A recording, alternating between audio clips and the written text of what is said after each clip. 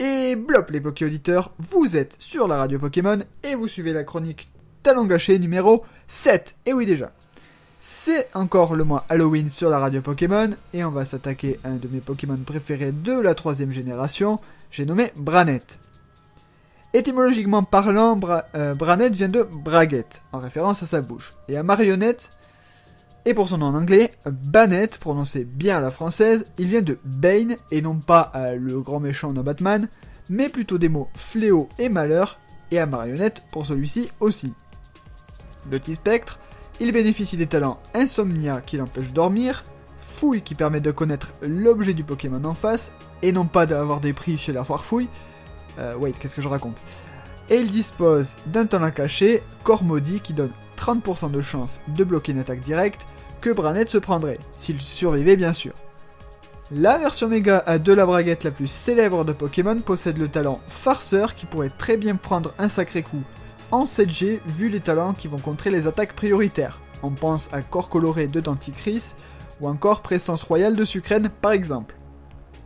Bon, au niveau de ses forces, on notera une bonne attaque pour la version normale et dévastatrice en méga 165 de Bastat attaque, ce qui le classe 7ème parmi les Pokémon avec la plus grosse attaque physique et le Pokémon Spectre avec l'attaque la plus puissante.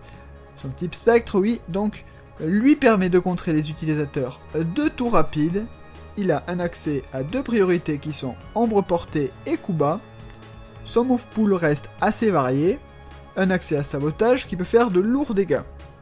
En méga, son talent Farceur est un redoutable atout, lui permettant d'exercer une grosse pression avec des attaques comme Prélèvement du Destin, Feu Follet ou encore Cage Éclair, voire Cotogarde pour les plus tordus, les plus bidouilleurs d'entre vous. Pour les faiblesses, parlons des choses qui fâchent, sa défense spéciale et ses PV sont assez médiocres. À part l'attaque balance, vous n'aurez pas moyen de vous soigner efficacement. Malgré la possibilité de venir sur un tour rapide, il est assez risqué d'envoyer Branette sur un switch, à moins d'être suicidaire. Voilà.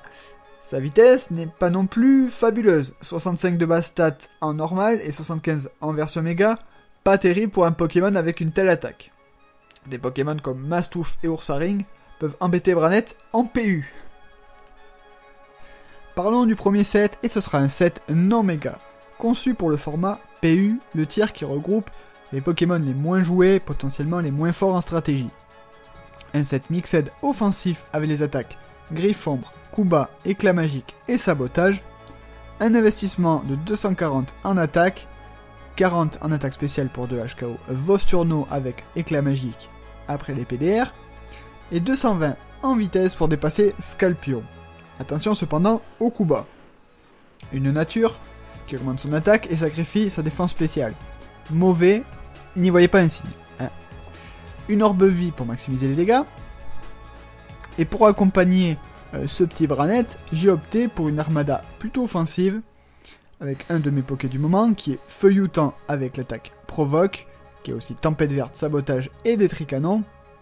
Un Mastouf que j'ai breed récemment, qu'on jouera bande au choix. Le petit Serpang, qui est un classique en PU avec son set Exuviation, Cascade et Laser Glace notamment.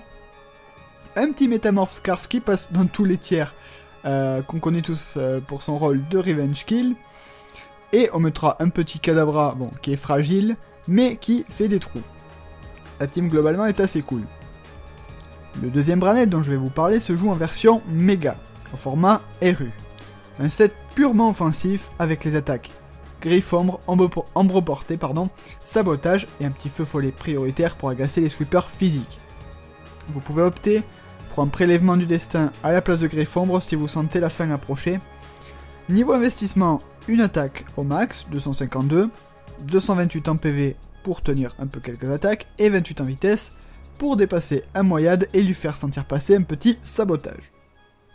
Au niveau de l'équipe qui l'entoure, j'ai opté pour le corps défensif Mamambo Cocotine, qui est assez solide pour le coup, un petit Meloetta Mouchoir Choix, accompagné d'un Bagaïd avec sa petite Danse Draco des familles, et avec le talent Mu qui peut servir, et un Drascore offensif.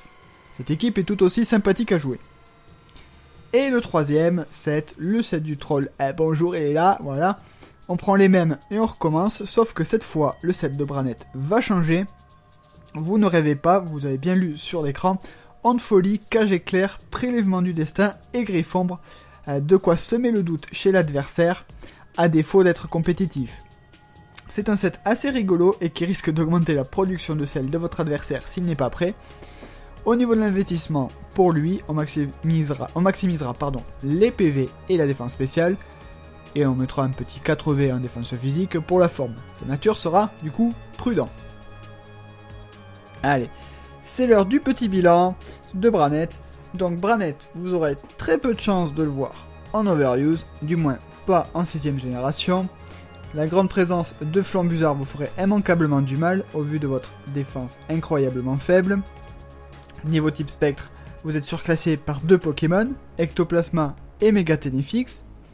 Il est cependant assez redoutable en rarely use grâce à son talent farceur et à son attaque incroyable. En PU, vous pouvez tenter même, si vous le voulez, un petit set sur le spécial.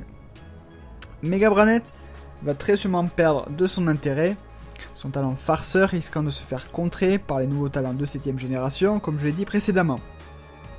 En conclusion, c'est ainsi que se termine la chronique sur Branette. J'espère que vous l'avez apprécié, et vous le savez maintenant, mais dans les 2 prochaines semaines à venir, vous pouvez demander l'obtention d'un des 3 Branettes présentés dans l'émission.